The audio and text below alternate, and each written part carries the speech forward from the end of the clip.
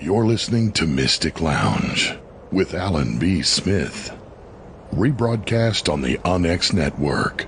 Thursdays at 11 p.m. Pacific. Fridays at 2 a.m. Eastern.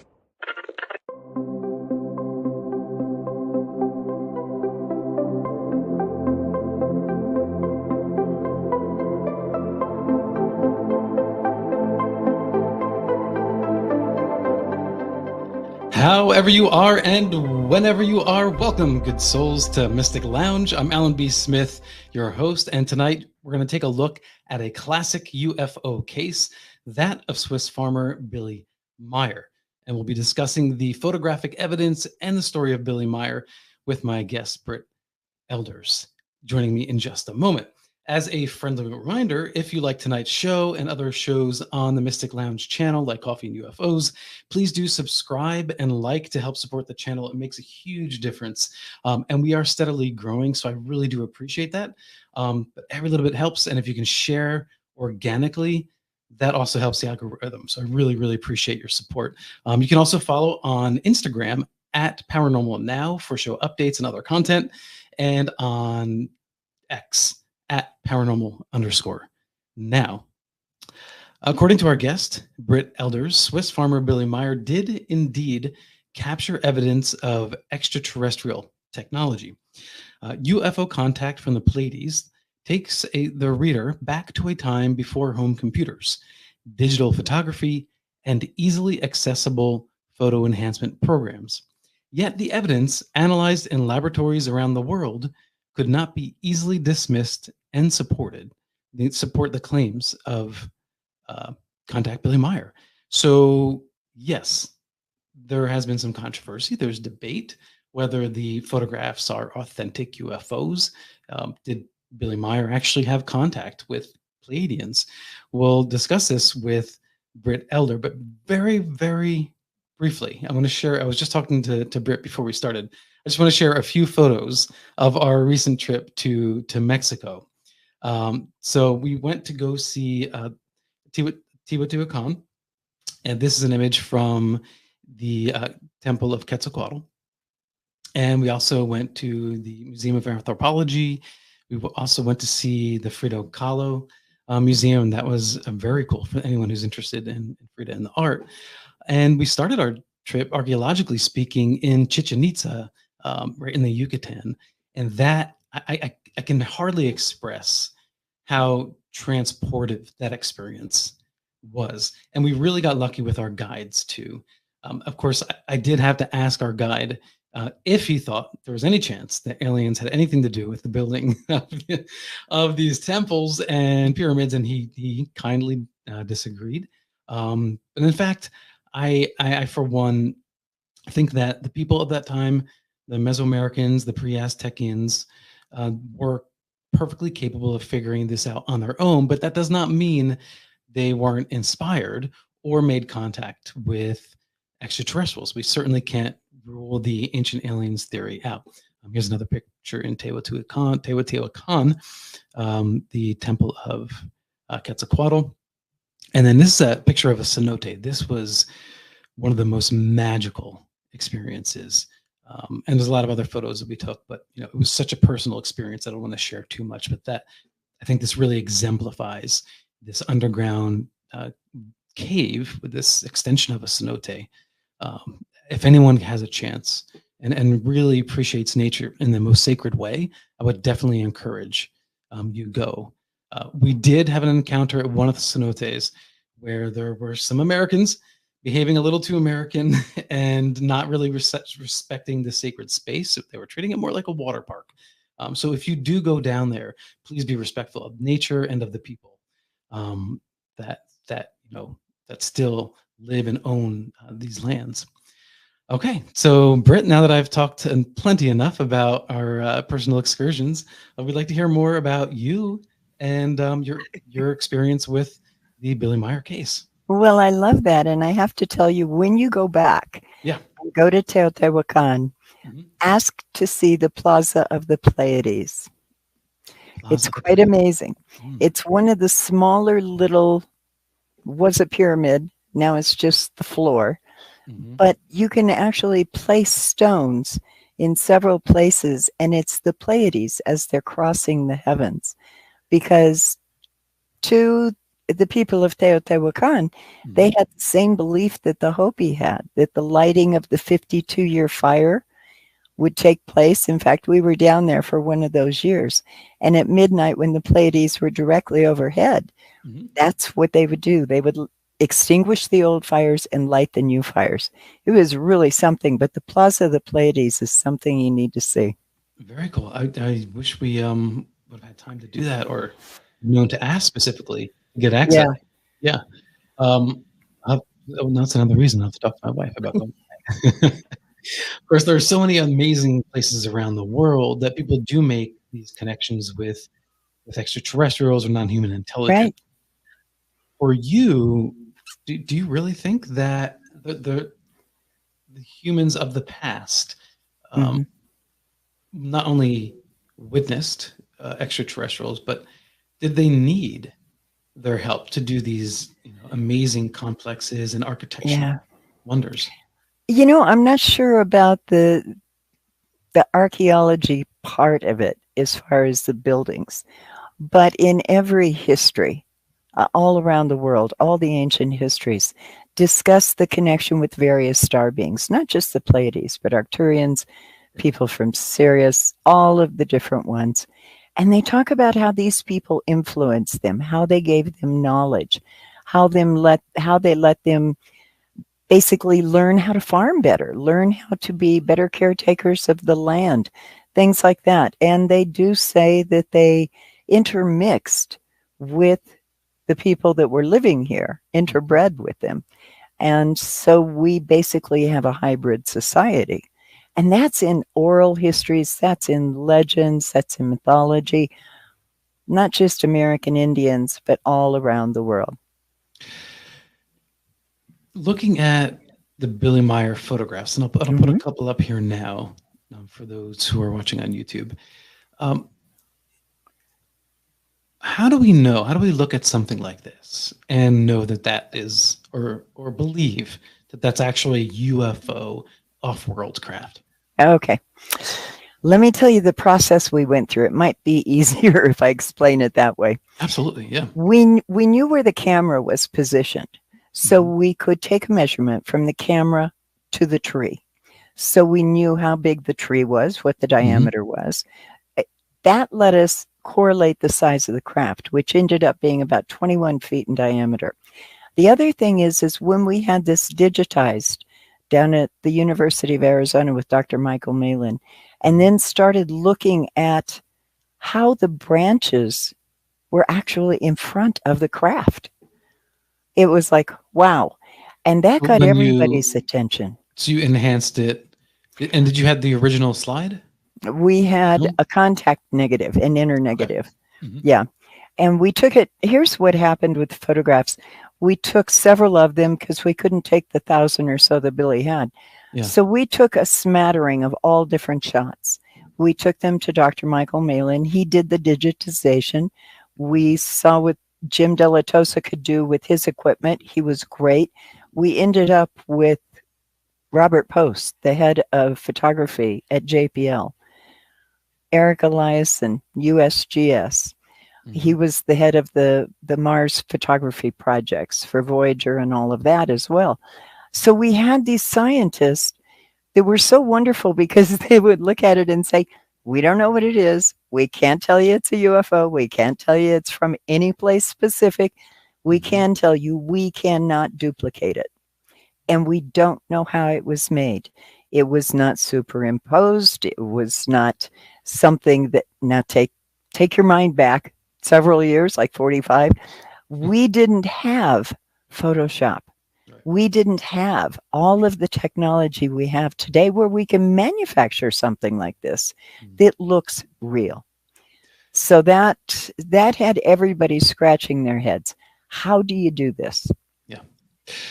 Well, most people would say it's a forced perspective, and you're using light to sort of glare out the the fishing line, if you will. But or if it's a fast speed camera, you throw something up in the air. But like you said, if indeed the branches in this photo are actually in front of the craft, you can actually see the one to the left is just barely. But there's something else with this. And we made a model ourselves. We hired Wally Gentleman, one of the best special effects guys, miniatures in Hollywood. Worked with Kubrick, worked with Coppola, did a lot of work all over the planet doing miniatures just for films. He made us a model because everybody was saying, oh, it's a model hung on a string. So we used a monofilament line. We put the model at the end of a fishing pole and just took photographs with Billy's camera because he only had one camera, a 35 millimeter. He could operate with one hand because he only had one arm. He could turn the film, take the picture. So we took that film and we ran it through all the tests we did with everything else. The model showed up to be about 8 or 9 inches in diameter, very small. You could see the monofilament line because when you digitize it, no matter what tricks you play with light, you have an issue of that line is still present in the film. It's still part of the grain. So we found it. We knew we had a model, so it was good to compare. And that's why we brought Wally in. But the other thing is that particular picture that you just showed is from Hassenbol. And Hassenbol, when Billy was there, he took a series of photographs. This is just one of about 12. And you can track all the way across this whole area of sky until it finally gets to that point where it's behind the tree. Okay, so let's get a little more provenance. So can you tell us about Billy Meier? What's his root story that began his seeming ability to capture these UFOs? Okay, well, Billy is a Swiss-German man. When he was 5 years old, he and his father were out walking, and he looked up and he saw a craft, and he asked his dad, what is that? And his dad said, this was during World War II, that must be one of Hitler's flying machines, and left it at that. Billy's contacts with Semyasa, the Pleiadian that he originally met, was something that they had planned, basically, they being the Pleiadians. They told him they had studied him for 10 years to see if his frequencies, his energy would be compatible with theirs. They said they recognized him and his energy from past lives. And that was the thing that triggered them in the contacts so that they could sort of seek him out. He was not educated like we think of education. I think he had a 5th or 6th grade education as far as schooling, but he was worldly. He traveled the world. He traveled the Middle East, India. He was all over Europe. So he was not naive or dumb, but he was not wealthy. He did not have any of the technology necessary to make all of these things. And there was more than just photographs as evidence. We had movie footage, 8mm movie footage. We had audio recordings of the craft, and we had metal samples. All of those were analyzed. None of the scientists could duplicate it. None of them could explain how they were created. And with the audio, they couldn't describe what it was for. It was so unique and unusual. Yeah, what was the audio like? Wow. It was a series of frequencies, literal abstract frequencies that would expand and then come together. And then they would expand again and come together. We had a gentleman by the name of Rob Shellman who worked at the Groton Naval Facility where they store all of the sounds. And he actually took the sound in and tried to match it to something. He never could find anything that it would correlate with. Then we took it to like Steve Ambrose, who was Stevie Wonder's sound engineer, was very familiar with synthesizers and what could be done at that time back in the 70s with synthesizers, and to Nils Ragnerud, another sound engineer. They all said, we don't know what this is for, but it is definitely not created here. And Nils Ragnerud went so far as to say, I couldn't duplicate it myself. Then Steve came in and said, we don't have synthesizers could do that. Even if you brought synthesizers all around the room and just filled it with synthesizers, you would not have the same frequencies changing at the same speeds and rates as these do. Okay. And then you have the metal. Yeah. Now, I'm curious about your testing, because in recent days, you've had the historical Arrow report, which says, hey, there's nothing here. The whatever piece of metal we tested, it's mundane. It's earth made. I'd have to say, where did they get it? Well, to be honest with you, I think that they are misrepresenting the data. Okay. Because my understanding is that they're talking about the same piece of metal, what some people refer to as arts parts. Okay. Where it's a layered magnesium and bismuth and zinc. Yeah.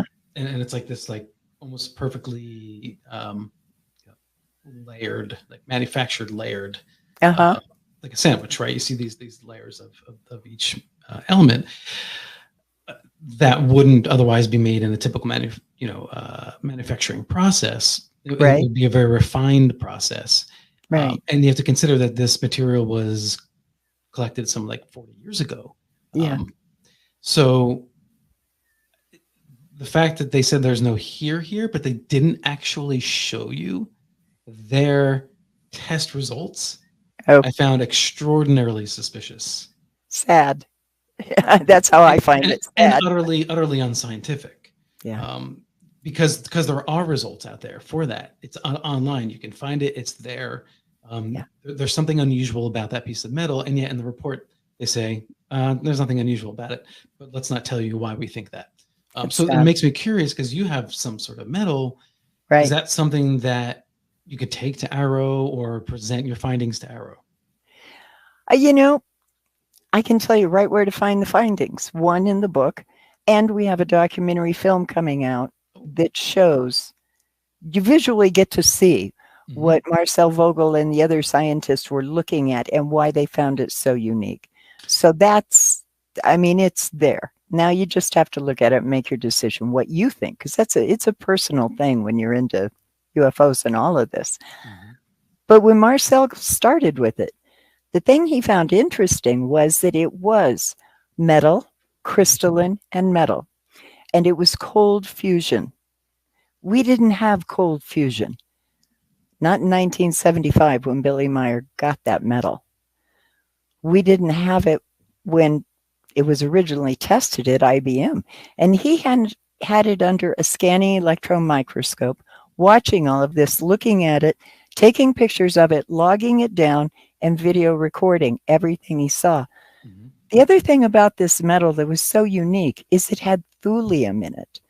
Thulium is a rare earth element, very difficult to find, extremely costly to extract. How would a farmer with basically no education know how to incorporate thulium, and where would he get it? So that was a big question.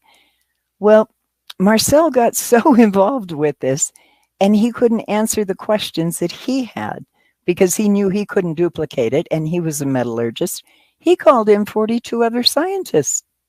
They've worked with him on it, saying, we don't know how it's made. We can't make it ourselves. And these are people that this is what they do. They know specifically the area and the field that they're in all dimensions that we had at that time. Yeah. So that and the fact that Marcel's statements are in the book, and the video is also in the new documentary coming out, because actually it's an old documentary from '82, but it's great because it gives people revised to see it. Yeah, right. And no revisions. Okay. Just the only thing we did was color balanced it, sound balanced it a bit, and the publisher is bringing it out. Yeah. Cool. And what's the title? UFO Contact from the Pleiades, a documentary film. There you go. All right. Everybody look out for it. Do you know when it's coming out? It's available right now, and next week it should be on Amazon. Okay. I'll definitely look forward to it. Okay. So let's get back to some of these photos too here. Actually, before that, I'm going to continue a little bit with Billy Meier. What about him to you made him credible? He was just so real. He never turned away from any question we had. He answered everything, and if he didn't know, he said, "I don't know." Okay. And I thought, okay, well, that's kind of interesting. But he was a very earthy man. When we first met him, he was washing his face in a horse trough, and that's because they didn't have indoor plumbing in their house. So that was a whole, this is interesting. We're in the 20th century, and this guy's still living this way. He wasn't taken by much of anything. He was just normal. And when people would show up at his house, no matter what time of the day or night, he would sit down and talk to them and answer their questions. And that got to be a bit of a problem with he and the family, because everything was so disrupted with people coming primarily from Europe and demanding his time. But he was just a nice, earthy guy. He wanted to answer questions, didn't hide from anything. The first trip when we went in to meet with him, he said, look wherever you want to. Open whatever you want to. He gave us free reign of his house. And we took advantage of it. We walked the property. We went through the house. We opened drawers, cabinets. We couldn't find anything that indicated that he had in any way hoaxed anything. And that was before we knew there were other forms of evidence, like the movie footage and the sounds and the metal. We thought we were only dealing with photographs when we first went in. Is the movie footage in the documentary? Yes, it is. Okay, very cool. And it's so cool because there's UFO and there's a road underneath it and there's cars going underneath the UFO. It's wild. Okay. Yeah. And I'm guessing it's been enhanced, right? So no. It's a straight 8mm clip that was laid down on the original 16mm film that we shot. Oh wow! Okay, not enhanced. Great. How did you get access to Billy? What?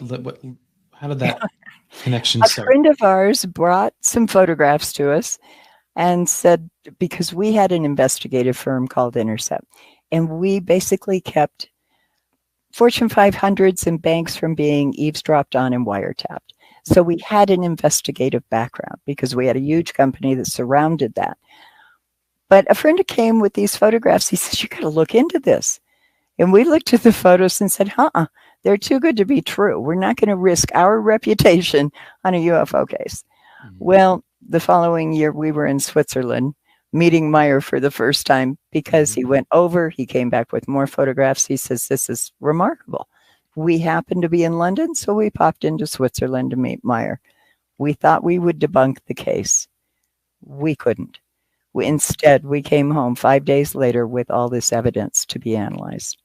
So was it the credibility of your company that allowed you to get access to all these people in the music industry in Hollywood and NASA to investigate and pair up with you? In many respects, yes. Because we had worked with a lot of Fortune 500 companies. And it was so funny because we would tell them, look, we're into something you're not probably going to like. Just let us do our thing. And they'd say, what is it? We'd say UFOs. And, and they'd just have a temper tantrum. Then they'd quietly pull you aside and say, you got to talk to this guy. He's a scientist and he's really good and he knows what he's doing.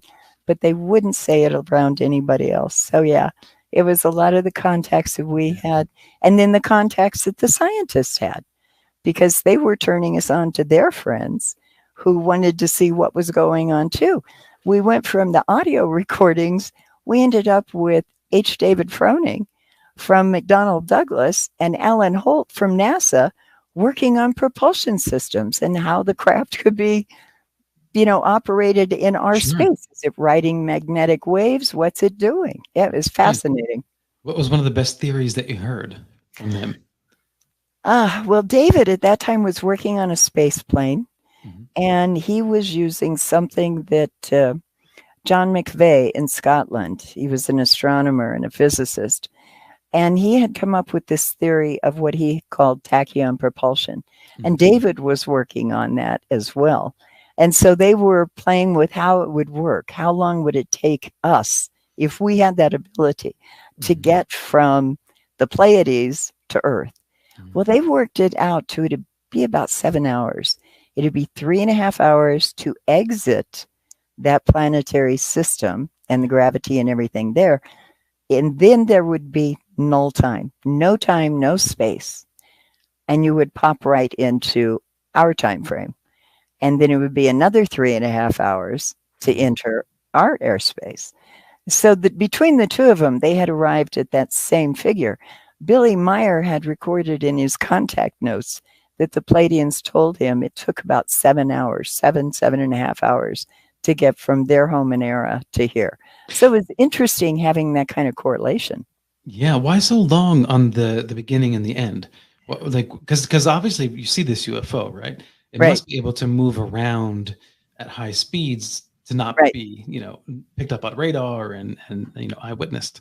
Yeah. Well, I'm not sure about radar, because we tried to talk to radar people over in Switzerland, but we never could. But as far as moving out of a solar system, let's say, you have to go slowly because of the objects in space. Then you hit that point where you're in kind of a free space area. And that's where you can hit no time, no space, and make a big trend, like a leap jump, basically, a leap, a hyper leap. Is it something like a warping space and time? I guess you would call it that. They weren't using those terms back then, other than on Star Trek and things like that. I know John called it a hyper leap, that it was just instantaneous, and you would be out of that area and into this area, and then you would have to enter slowly again because of the other objects out there. Did Billy have any idea? Did he get any form of communication to indicate how this was happening? No, other than they gave him the time it took. And it was basically our scientists who were coming up with the ideas of the tachyon and things like that. Yeah. Is there a purpose here? A parallel, I think, is the Patterson Gimlin film of Sasquatch in Bluff Creek, Arizona. And when you think in the terms of how many people have cameras and they're trying to capture a Bigfoot, this one person just happens to get this really long 60-second footage. It wasn't to happen to. And unlike all kinds of reports you get from Bigfoot and Sasquatch, it looked at the camera, it paid attention, it was like not concerned. It was almost like it knew, something's filming me or watching me, and then it goes away, and then you don't get anything like this ever again, and it almost feels like it was intentional. And so then when I see something like this, we think, well, this is ridiculous. I mean, how does one person get all these images of UFOs? The only way I can possibly rationalize that is that it is intentional. For whatever reason, they let themselves be known, because otherwise they're perfectly capable of hiding or peekabooing when they want to. So what is it? Why have that contact? What they told Meier was that the biggest thing they wanted us to know, us on Earth, is that we are not the only thinking beings in the universe. And since we were taking baby steps into space, we'd sent out Voyager and all of these things. They wanted us to be aware there are other civilizations out there and how we might impact them. To demonstrate, both via film and the audio and the metal samples, that Billy's statements were true. That was the point and purpose to the contacts. Okay, here you go. We're going to let you have this amount of evidence, which is what they did. And then they hit a point where they said, how much more do you need? Because people kept coming to Billy saying, oh, I want another picture, or get more movie footage, or get this. And they said, how much more do you need? You don't need anything else. Just use this, have it analyzed, and then let people make up their own mind, but tell them that they have to realize they're not alone in the universe. It is hard to accept because some of the images you look at and you think, well, that could be conventional metal. There's nothing necessarily exotic about the metal, just visually looking at it. So I understand the skeptic. I really do. Sure, I do too. Yeah. We went in skeptical. So I do get the skeptics. The only thing I ask the skeptics is this. Can you duplicate everything that Meier did? All the photographs, the movie footage, the metal, the sounds, and the hundreds of witnesses. Can you actually duplicate all of it with the technology we had back in 1975? Mm-hmm. And then, if you can, please let the world know. Because what we did was, my goal as an investigator is not to tell anyone how to think. I don't want to tell you to believe or not believe. I think questioning is really important. So my goal is to say, okay, this is what we found as investigators. Now it's up to you to make up your mind. But the only way you can do that is by doing a book and a documentary and talking to people like you to let people know that information is available, but they need to make up their own minds. It's not up to me to tell you to believe it or not. What is the strangest part of this story for you? Oh, God. There's a lot of strange parts to this story. There's things I've experienced in Switzerland that I can't explain. There are photographs that there are no negatives to that I cannot explain. There is a particular one Billy says is of, apparently the Pleiadians took him in a craft and he took a photograph of 2 other ships outside the craft. And he said that was all he was allowed to do. He wasn't allowed to photograph the interior of the craft. That one has always been curious to me. I can't explain how Billy knew about the moons around Jupiter before we got Voyager up there and knew we had, quote, a moon of ice and a moon of fire around Jupiter. Voyager wasn't there yet. And Meier was telling us about those long before Voyager sent any information back. It just so many little things. And unfortunately, they're things you cannot investigate. So they remain as questions. You know, I can investigate the timing of something, but that still doesn't tell me that Billy got the information from a Pleiadian. Yeah. That's his truth. He's the only one that knows that. I don't. You said you had a strange experience yourself? Yes.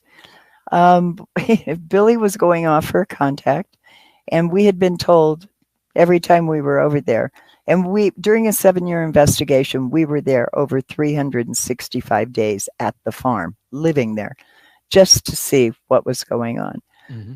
But Billy went off to a contact. We'd been told, don't try to follow him. They'll break off the contact. You won't have it. So we're standing outside waiting for him to come back. It's cold. It's a clear night. There's no moon. All of a sudden, everything lit up.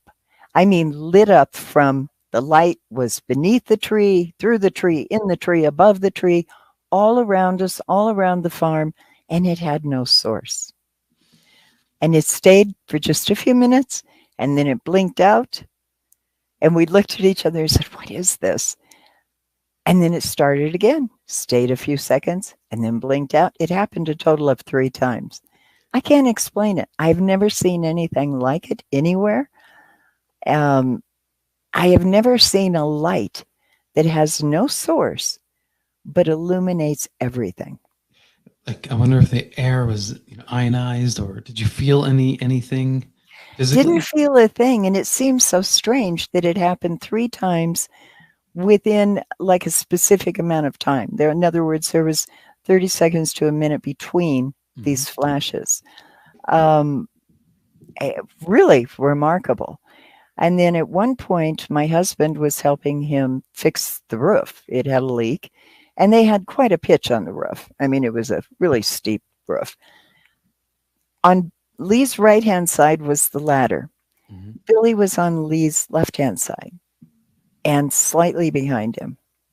The only way off the roof would have been to jump 2 stories or down the ladder. That was it.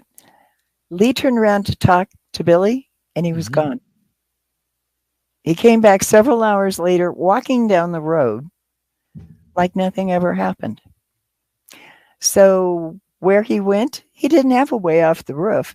We talked to everybody that was there that day, and nobody saw him leave. Lee didn't see him leave, and Lee was extremely observant of everything going on. And with the ladder right at his right side, no. And Billy didn't jump off the roof, so where did he go? These are things you can't, as an investigator, you can't do anything with, really. Did Billy know where he went? Yeah. He went to a contact. They came and got him, he said. Gotcha. And had a conversation with him about some things that were going on in his personal life, and they brought him down further from the house, and he walked right back to the house. The Pleiadians, they're kind of human-like. Very human-like, yes. Yeah. Tall, Nordic-looking beings, light hair, fair skin, blue eyes. Yeah. Forgive me for asking, because I ask this often on the show when we talk about alien entities.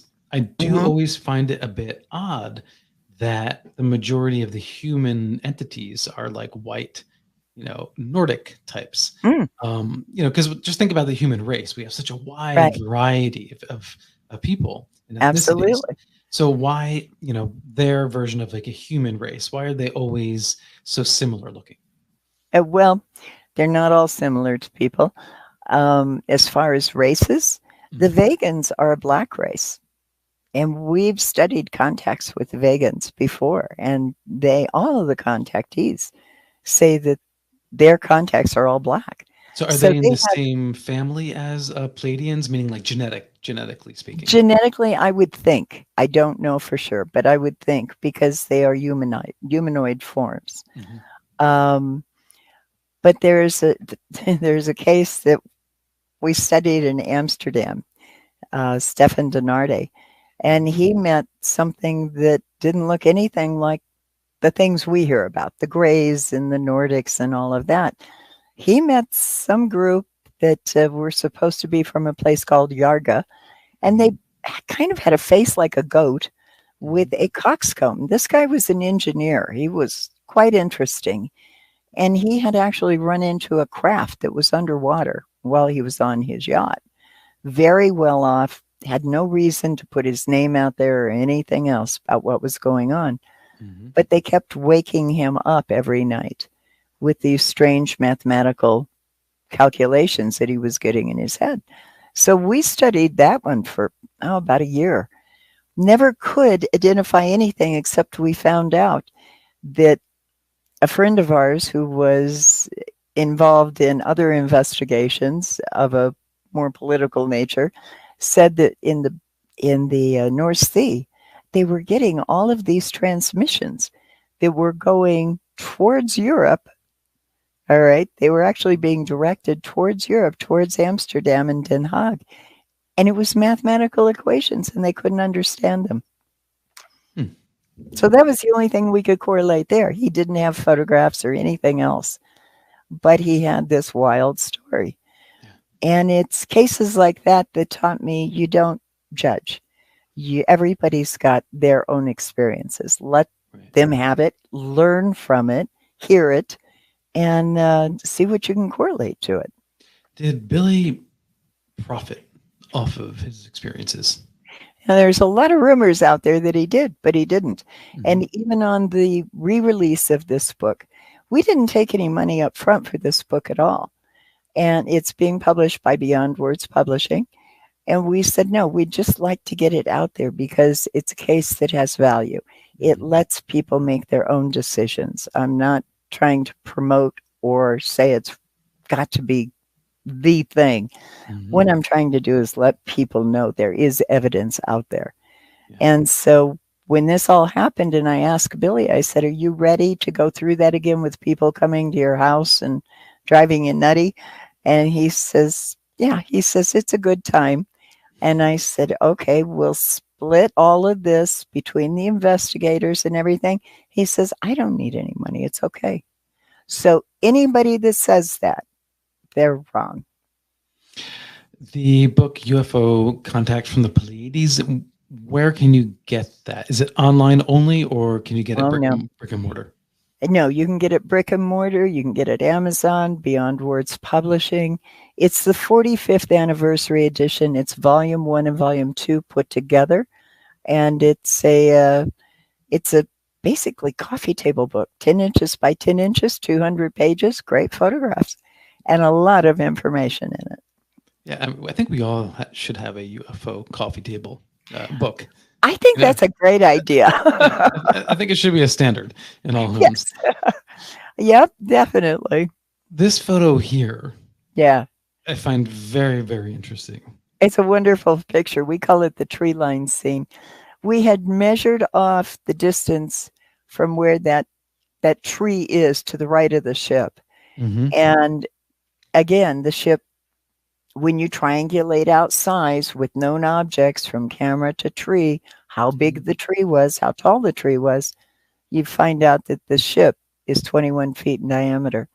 What was interesting about that when we analyzed it, and it went through not only the digitization process, but then the other processes that they were utilizing at the time to look at images, is that underneath it, it's reflecting the green of the grass.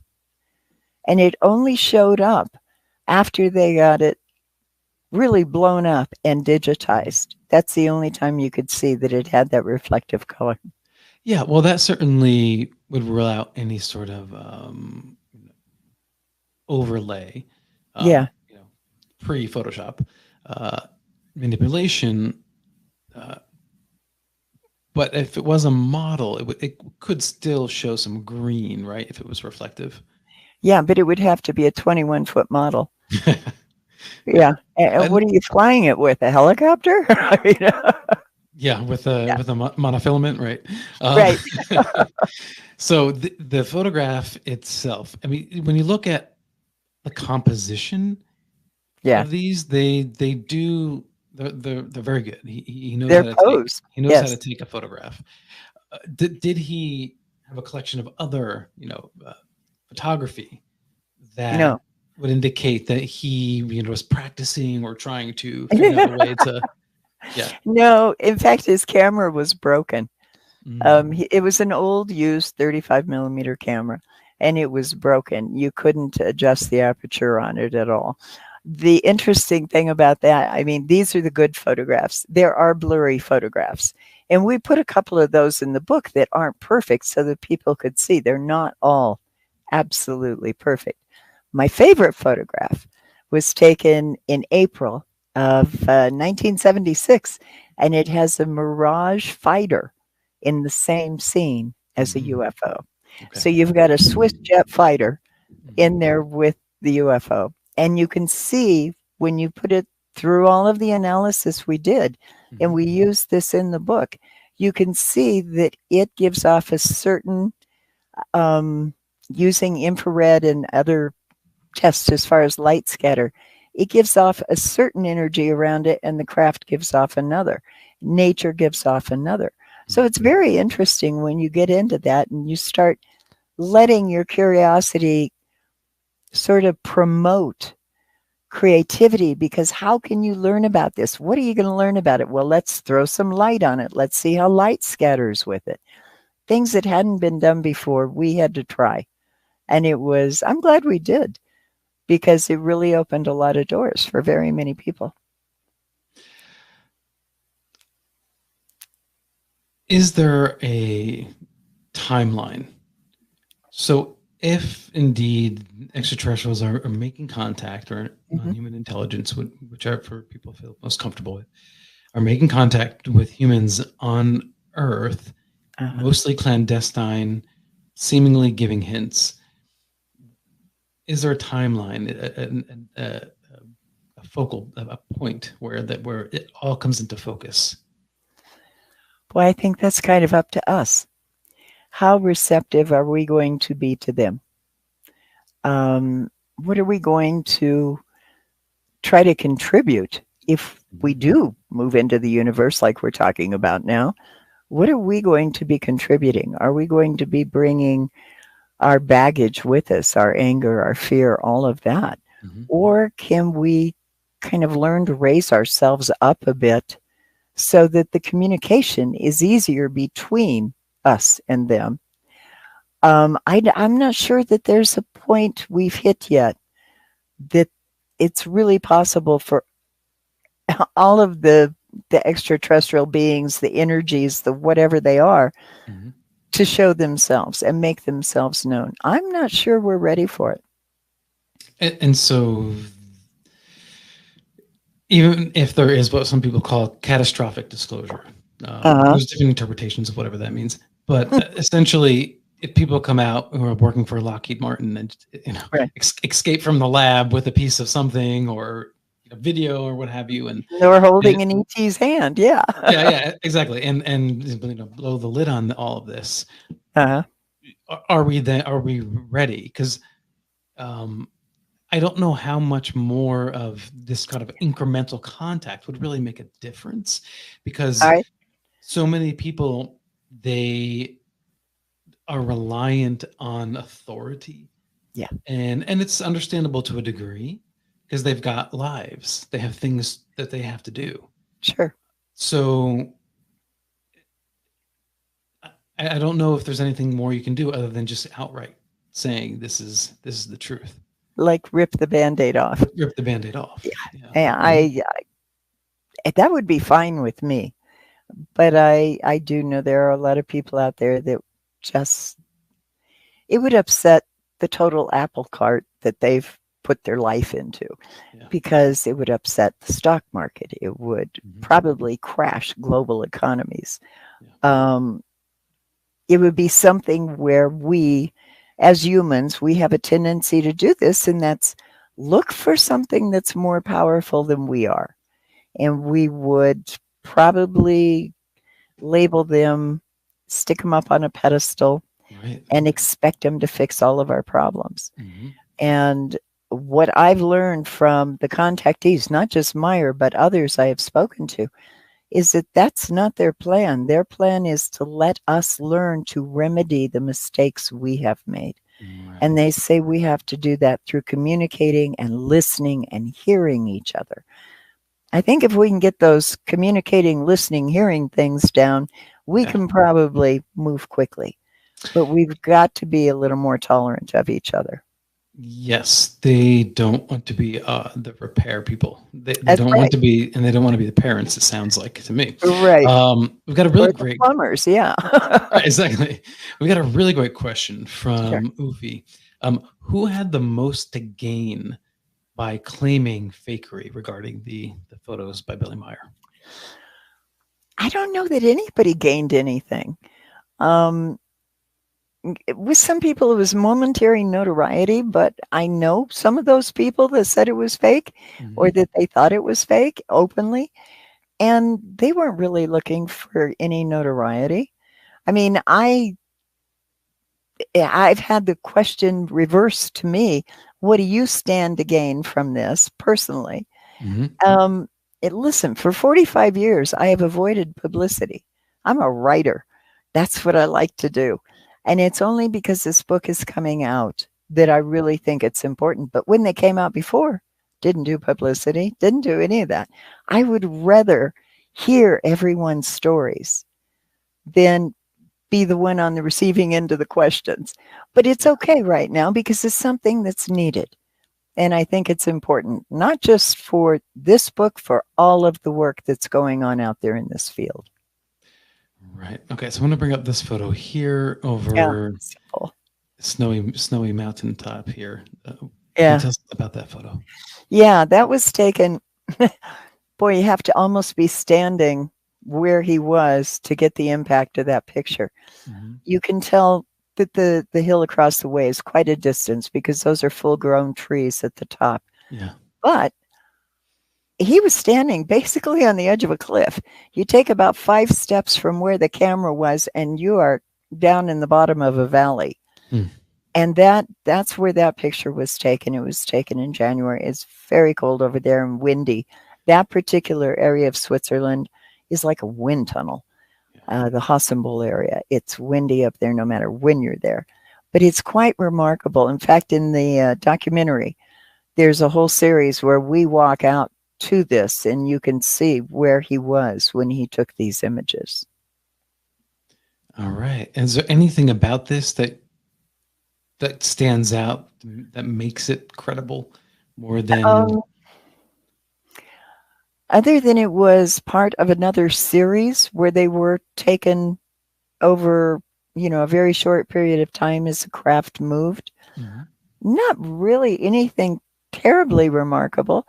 I know that Jimmy De La Sosa and Michael Malin both noticed that the fact that cupola around the top had a golden sheen to it, and they caught that when they were digitizing it, and it was showing a reflection, but you couldn't see that it was a reflection of the sun or anything else. It was a cloudy day, so it was just hazy.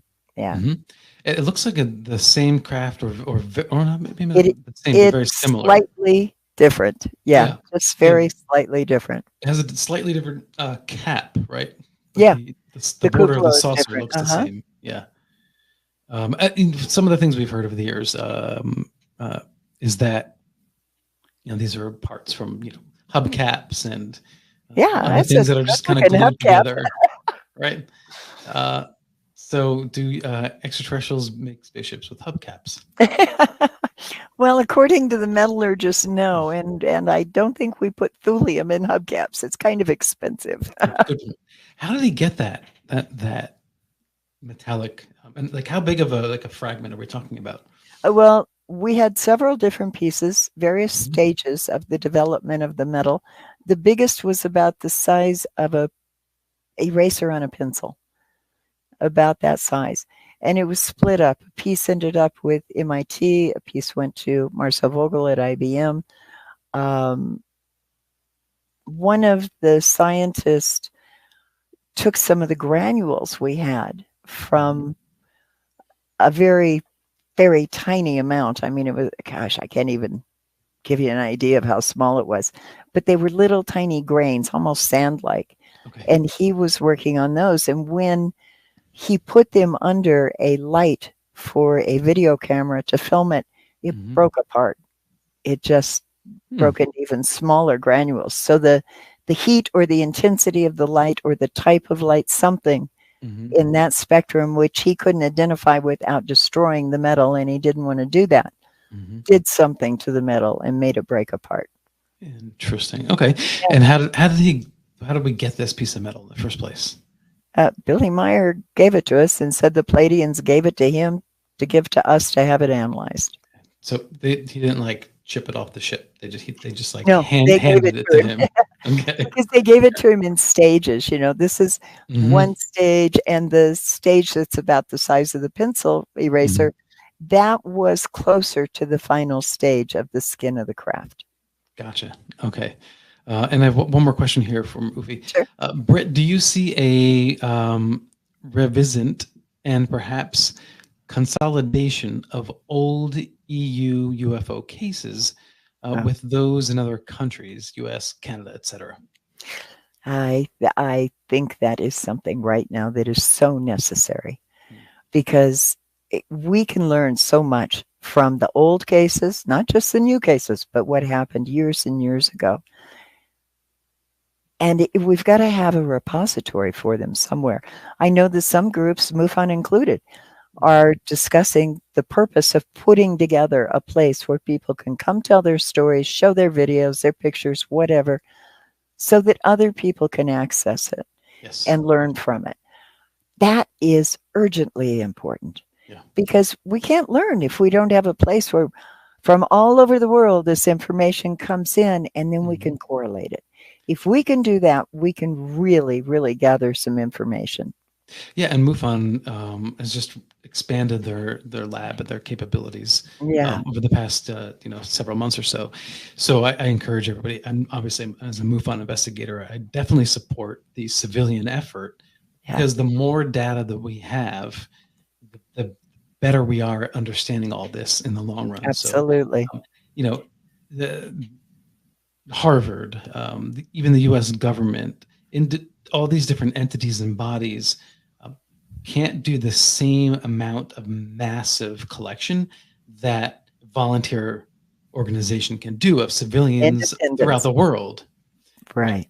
And I do hope that at some point those bodies will try to reach out to the civilian organizations and try to work with them and say, hey, let's work together. Now, MUFON has a pretty darn good standard for reporting and investigating. But if they say, hey, we have to have this certain standard so that we can share data and we can analyze it up to this criteria, then do it. Let's make that happen so that now the Arrow or, the Galileo project or whomever, we're all kind of on the same page. And so the data becomes even more valuable. Right. Yeah.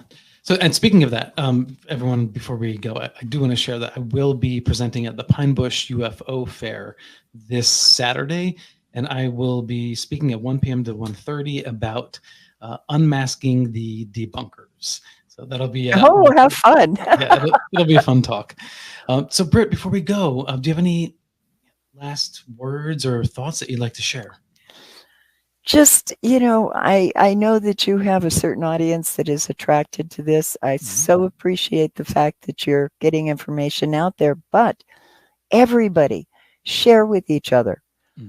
It's so important. If you have an experience, report it. I don't care who you report it to, MUFON or whomever, but get it out there so that it's recorded somewhere. It's too important. And right now, I really think we're at a tipping point where we can start to take a more respectable, rightful place in the universe if we will learn about what's really going on. But we have to be open-minded and open-hearted to get there. All right. Well, let's leave it at that. Thank you so much, Britt. I really appreciate it. If you want to get the book, absolutely. If you want to get the book, it's UFO Contact from Pleiadians. And what's the website? They can find out all the things I'm involved with at britelders.com, BRITELDERS.com. All right, there it is. Thanks so much, Britt. All right, and thank you everybody for joining. I really appreciate it. Again, if you like this podcast, please subscribe, comment down below, like, and share. Really, really appreciate it. And special thanks to the UNX Network, where this podcast is rebroadcast every Thursday at 2 a.m. Eastern Standard Time, Fridays. So it's been quite a journey this year. We've had a lot of adventures, and I think that the UFO story is developing much faster than in the previous decades. Not to say that there weren't significant gains in the 70s, 80s, 90s in particular. However, I do feel that we are at a tipping point. Some people say that means 2 to 3 years for disclosure. I tend to disagree. I think we're still on a little bit longer timeline. I think 7 to 10 years. But I think that we are at this tipping point. We're just about at the critical mass where there will be enough of the civilian, Earth civilians of all countries collectively that push their representatives for the truth, that we will get the disclosure that we want. In the meantime, we have great books like this from Brit Elders. So thank you all. Thank you, the UNX Network. Thank you to Race Hobbs at the UNX Network and Margie K. And until next time, everyone, peace and love, and keep your eyes to the skies.